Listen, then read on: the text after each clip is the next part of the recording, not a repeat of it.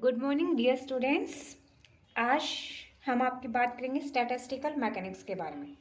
सबसे पहले हम स्टैटिस्टिकल मैकेनिक्स की बेसिक्स के बारे में बात कर लेते हैं कि आखिरकार स्टैटिस्टिकल मैकेनिक्स आई कहाँ से है। हमारा टॉपिक है thermal study of many particle system.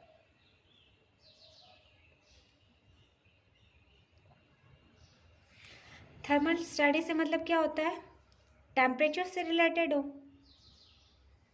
और मैनी पार्टिकल सिस्टम से मतलब क्या होता है?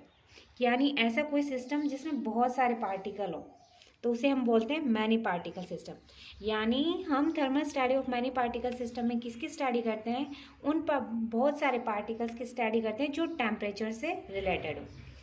अब हमारे पास पार्टिकल्स दो लेवल पे होते हैं। एक तो हम मैक्रोस्कोपिक स्टडी कर सकते हैं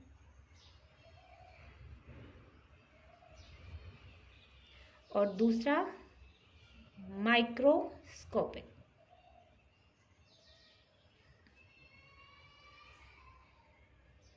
मैक्रोस्कोपिक से मतलब क्या होता है? बड़े लेवल पे स्टडी। यानी कि जैसे हमने कोई एक सिस्टम कंसीडर कर लिया, इस सिस्टम में बहुत सारे पार्टिकल्स हैं, तब हम इन पार्टिकल्स की इंडिविजुअल स्टडी ना करके इस होल सिस्टम की स्टडी करें। यानी इस पूरे सिस्टम का प्रेशर क्या है, इसका वॉल्यूम क्या है, उसकी स्टडी करें। वो होता है मैक्रोस्कोपिक स्टडी। जैसे कि हमारे पास पेन है, तो पेन की हम क्या कर रहे हैं, इसके अंदर कितने पार्टिकल वो तो हम स्टडी कर नहीं रहे, हम पूरे पेन की स्टडी कर सकते हैं। वैसे ही हम इस पूरे सिस्टम की स्टडी कर रहे हैं, तो वो स्टडी होती है अपनी मैक्रोस्कोपिक स्टडी। अब मैक्रोस्कोपिक स्टडी को भी हमने क्या कर लिया, दो पार्ट्स में डिवाइड कर लिया। फर्स्ट पार्ट है अपना थर्मोडायनेमिक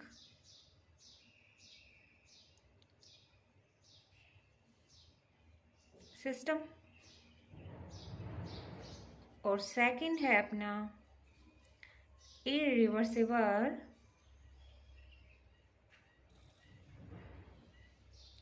थर्मोडायनेमिक सिस्टम।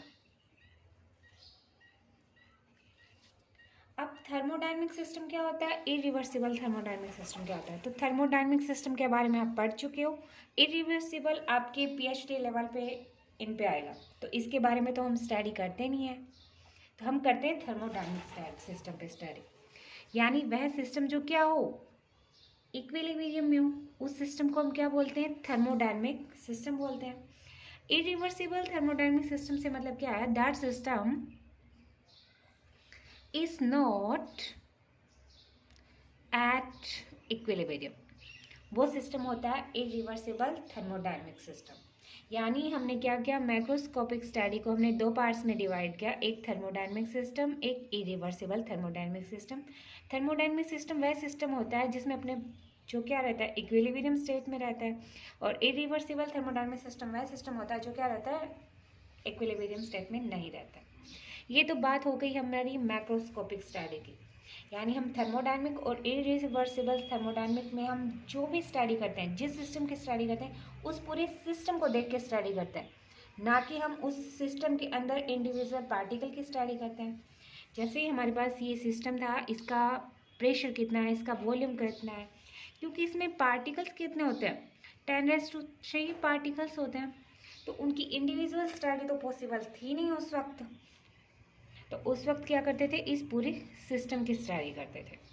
अब हम बात कर लेते हैं माइक्रोस्कोपिक सिस्टम। माइक्रो से आप समझ सकते हो छोटे छोटे पार्टिकल। यानी जैसे हमने कोई एक ही सिस्टम कंसीडर कर रखा है, तो हम इस होल सिस्टम की स्टडी ना करके इसके अंदर जो पार्टिकल्स हैं, हम उनकी इंडिविजुअल स्टडी करें। अब देखो, किसी भी सिस्टम के अंदर नंबर ऑफ पार्टिकल्स कितने होते हैं? 10⁻³ यानी अवोगाद्रो नंबर के इक्वल होता है। अब 10⁻³ इतने सारे पार्टिकल्स हैं, तो इनकी इंडिविजुअल स्टडी करना क्या होता है, डिफिकल्ट वर्क होता है। इसको भी हमने क्या माना गया, दो कैटेगरी में डिवाइड किया गया। एक थी अपनी काइनेटिक थ्योरी और दूसरी है अपनी स्टैटिस्टिकल मैकेनिक्स।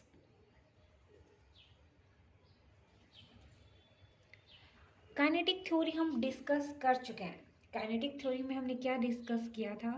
हमने पार्टिकल्स की मोशन को, ब्राउनियन मोशन पढ़ी थी हमने, उसमें हमने पार्टिकल्स की मोशन को देखा था, उनके मोमेंटम को निकाला था, ये सब कुछ क्या था। यानी काइनेटिक थ्योरी में जो सिस्टम होता है वो क्या होता है? इक्विलिब्रियम में हो भी सकता है और नहीं भी हो सकता। वहीं बात की जाए स्टैटिस्टिकल मैकेनिक्स की, स्टैटिस्टिकल मैकेनिक्स को क्या कर दिया है?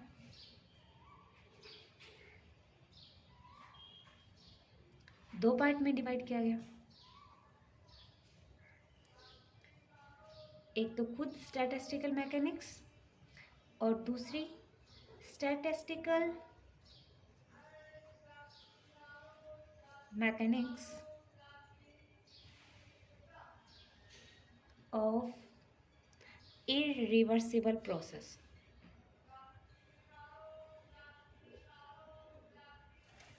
वहीं जो हम डिस्कस करेंगे वो स्टैटिस्टिकल मैकेनिक्स होगी, इरिवर्सिबल प्रोसेस की हम डिस्कस नहीं करते। ये वही सेम है जैसे इरिवर्सिबल थर्मोडायनेमिक्स थी, उसकी भी हम पीएचडी लेवल पे स्टडी करते हैं और इसकी भी हम पीएचडी लेवल पे स्टडी करते हैं। फिर स्टैटिस्टिकल मैकेनिक्स को फिर से दो पार्ट में डिवाइड किया गया।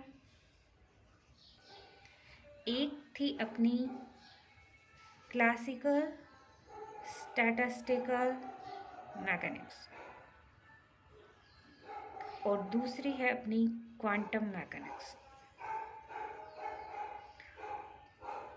अब देखो, काइनेटिक थ्योरी के अंदर भी हम माइक्रोस्कोपिक पार्टिकल की स्टडी करते हैं और स्टैटिस्टिकल मैकेनिक्स के अंदर भी हम माइक्रोस्कोपिक पार्टिकल की स्टडी करते हैं। तो इनकी इंडिविजुअल स्टडी करने की ज़रूरत क्या थी? इनकी ज़रूरत इसलिए पड़ी क्योंकि काइनेटिक थ्योरी के अंदर क्या होता है, जैसे हमारे पास ये कोई सिस्टम है, इसके अंदर काइनेटिक थ्योरी में क्या करते हैं, पार्टिकल्स आपस में क्या करते हैं, इंटरेक्ट करते हैं।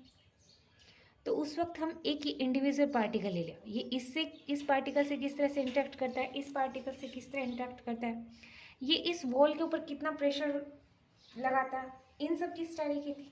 लेकिन जो आपकी स्टैटिस्टिकल, यानी इसमें हम हर पार्टिकल की स्टडी करते हैं, लेकिन जो आपकी स्टैटिस्टिकल मैकेनिक्स होती है वो क्या करती है कि जो पार्टिकल्स होती है उनके ट्रांजैक्टरी के बारे में देखती है। यानी जैसे इस पार्टिकल की ट्रांजैक्टरी ये है, इस वाले की ये है, इस वाले की ये है, इस वाले की ये है, तो वो उन सब पार्टिकल की स्टडी ट्रांजैक्टरी का एक एवरेज लेके चलती है। यानी हमने क्या मान लिया, इसके अंदर ओवरऑल ट्रांजैक्टरी जैसे हमने मान लिया ये है। तो यहाँ पर जो आपकी स्टैटिस्टिकल मैकेनिक्स है वो हर पार्टिकल की स्टडी ना करके किसी एवरेज लेती है ट्रांजैक्टरी का, उसके बारे में स्टडी करती है। तो डिफरेंस हो गया कि काइनेटिक थ्योरी तो क्या करती है, हर इंडिविजुअल पार्टिकल की स्टडी करती है, वहीं जो आपकी स्टैटिस्टिकल मैकेनिक्स क्या करती है, किसी भी पार्टिकल की एवरेज प्रॉपर्टी के बारे में स्टडी करके बताती है। अब हमने जो डिस्कस किया उसे एक बार लिख लेते हैं। हमारी बात हुई थी thermal state of many particle, thermal state of many particles.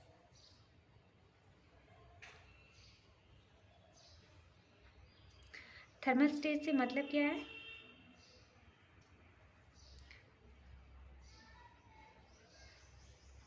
Study of temperature and its effect.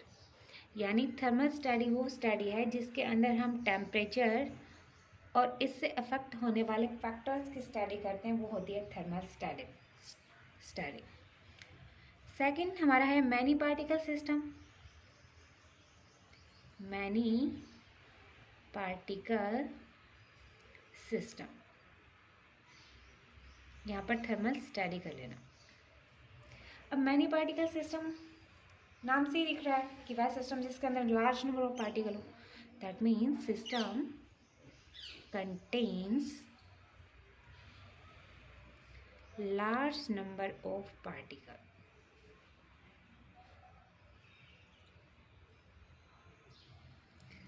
जैसे हमने कोई एक सिस्टम कंसीडर कर लिया, इसमें बहुत सारे पार्टिकल्स हैं, एवोगाड्रो नंबर यानी 10⁻³ है। अब ये सिस्टम हमारा क्या हो सकता है, सॉलिड भी हो सकता है, लिक्विड भी हो सकता है, गैस भी हो सकता है, प्लाज्मा भी हो सकता है, रेडिएशन भी हो सकता है। प्लाज्मा क्या होती है, आयनाइज स्टेट ऑफ मैटर यानी कलेक्शन ऑफ आयंस। जो अपना आयनोस्फीयर होता है वो प्लाज्मा का ही बना होता है, यानी इसके अंदर क्या होता है, टेम्परेचर इतना ज़्यादा होता है कि खुद ब खुद जो गैस के मॉलिक्यूल्स होते हैं वो पॉजिटिव एंड नेगेटिव आयन में टूट जाते हैं। अब हमने बात की थी आगे मैक्रोस्कोपिक सिस्टम की। मैक्रोस्कोपिक सिस्टम,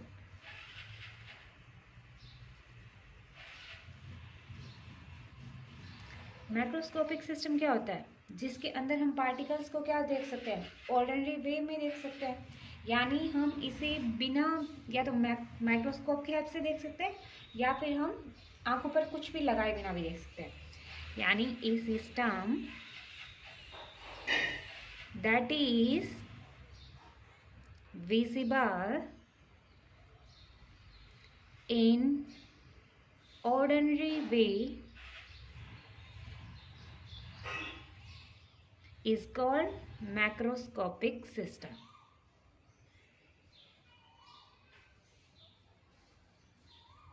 यहाँ ऑर्डिनरी वे से मतलब क्या है,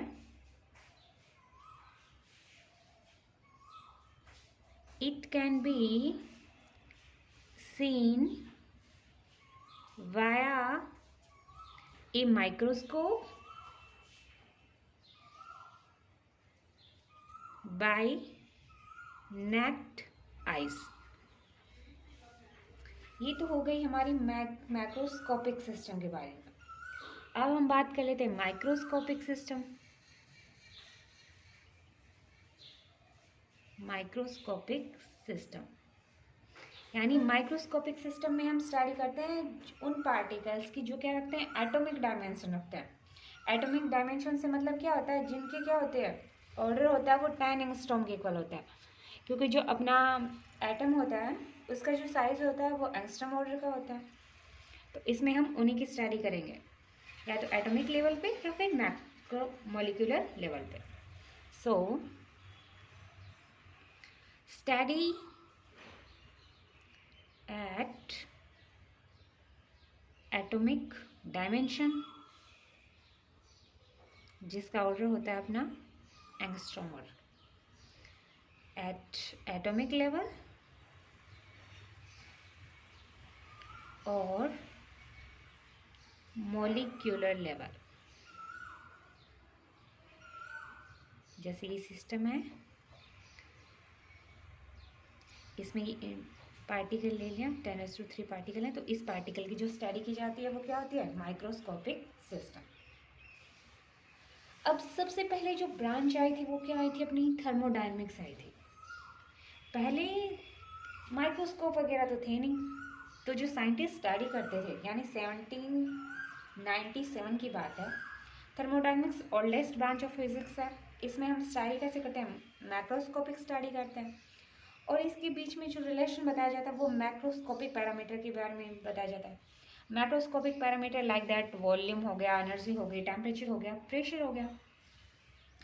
तो उस वक्त यानी 1797 में ज़्यादा एक्सपेरिमेंट तो होते नहीं थे उस वक्त, तो उस वक्त जो स्टडी की जाती थी वो वॉल सिस्टम को देख के की जाती थी।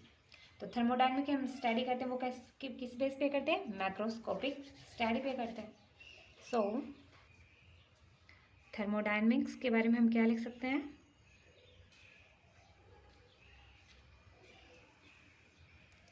Oldest branch of physics, branch of physics. Second हम स्टडी किसे 1797 में स्टडी हुई थी इसकी, मैक्रोस्कोपिक स्टडी, वॉल सिस्टम को देख के स्टडी करते हैं। और ये क्या हम बताता है हमें, इसके जो लॉ हैं वो रिलेशन बताते हैं between macroscopic parameter.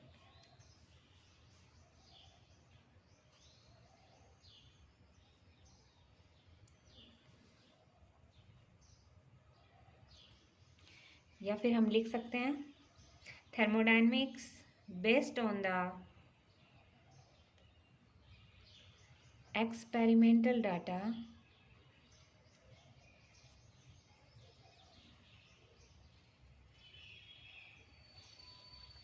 some general statement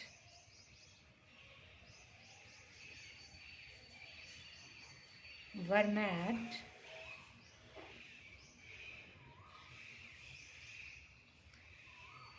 concerning the relationship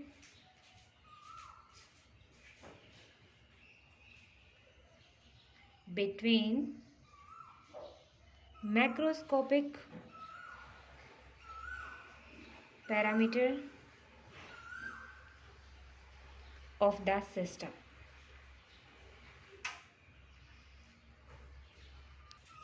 जो क्या होते हैं आपके मैक्रोस्कोपिक पैरामीटर होते हैं, तो वॉल्यूम हो गया, एनर्जी हो गई, टेम्परेचर हो गया और प्रेशर हो गया।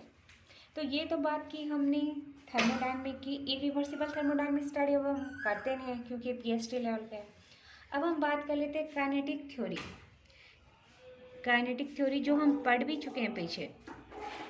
काइनेटिक थ्योरी में स्टडी किस करते हैं?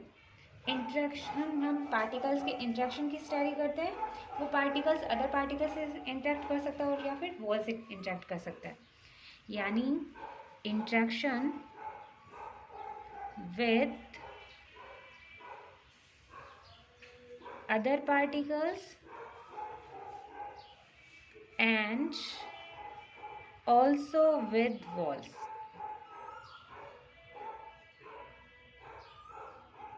और इसमें हम स्टडी करते हैं, वो किससे करते हैं? माइक्रोस्कोपिक लेवल पर स्टडी करते हैं। और कौन से पैरामीटर की स्टडी करते हैं? मैक्रोस्कोपिक पैरामीटर की। जैसे मैंने एक कोई सिस्टम कंसीडर कर लिया, बहुत सारे पार्टिकल से मिलकर बना हुआ है। इसमें मैंने ये एक पार्टिकल ले लिया, ये पार्टिकल अदर पार्टिकल से भी इंटरेक्ट कर रहा है और ये इस सिस्टम की वॉल से भी इंटरेक्ट कर रहा है। तो ये इस वॉल के ऊपर कितना प्रेशर अराइज करता है वो हम कैसे निकालते हैं? जैसे हमने पढ़ रखा है, आज तक हम पढ़ते आए हैं कि जब भी कोई पार्टिकल दूसरे पार्टिकल से कोलिजन करता है तो उस वक्त क्या होता है? उसके मोमेंटम और एनर्जी में लॉस होता है। तो मोमेंटम हम कैसे निकालते हैं? F is equal to dp/dt, Newton second law. और इसने कितना प्रेशर राइज किया वो हम कैसे निकालते हैं? P is equal to F/A। तो हमने मोमेंटम की हेल्प से क्या निकाला? फोर्स निकाला। और फोर्स की हेल्प से हमने क्या निकाला? प्रेशर निकाला। दैट मीन्स जो मोमेंटम है आपका, उसने किस क्वांटिटी को राइज किया? आपका प्रेशर को निकालने में हेल्प किया। तो यहाँ पर हमारा कहना सही था कि हम माइक्रोस्कोपिक स्टडी तो करते हैं पार्टिकल्स की, लेकिन कौन से पार्टिकल की करते हैं? उनकी वजह से हमारे पास अराइज कौन से पार्टिकल होते हैं? मैक्रोस्कोपिक पार्टिकल अराइज होते हैं। तो यहाँ से हम लिख सकते हैं we discuss the system at micro level. और इसमें हम स्टडी करते हैं इंडिविजुअल पार्टिकल की, यानी हम एवरेज स्टडी नहीं करते, इंडिविजुअल स्टडी करते हैं। So we study about movement of each individual particle।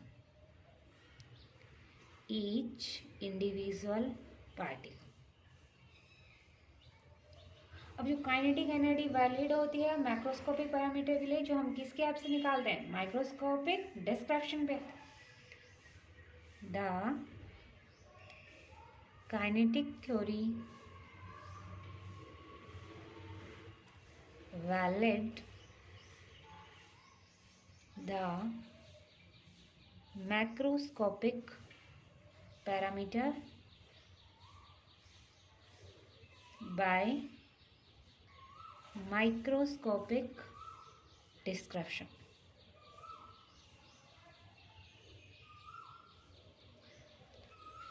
तो यहाँ पर ऑब्वियसली काइनेटिक एनर्जी में इंफॉर्मेशन देती है इंडिविजुअल पार्टिकल के लिए, जो क्या एक डिफिकल्ट थ्योरी है। यानी काइनेटिक थ्योरी के अंदर हम किस पर फोकस करते हैं? Focus is an individual particle.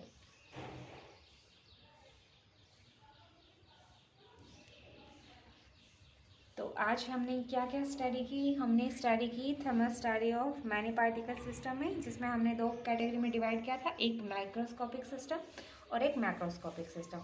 फिर हमने माइक्रोस्कोपिक सिस्टम को फिर से दो पार्ट में डिवाइड किया था, एक थर्मोडायनेमिक्स था और एक इरिवर्सिबल थर्मोडायनेमिक्स था। वहीं हमने माइक्रोस्कोपिक को फिर से दो पार्ट में डिवाइड किया था, एक तो अपना क्या था, काइनेटिक थ्योरी थी और एक दूसरी स्टैटिस्टिकल मैकेनिक्स थे। तो आज हमने थर्मोडायनेमिक्स की स्टडी की, काइनेटिक थ्योरी की स्टडी की। कल हम करेंगे स्टैटिस्टिकल मैकेनिक्स की थ्योरी। सो आज के लिए थैंक यू।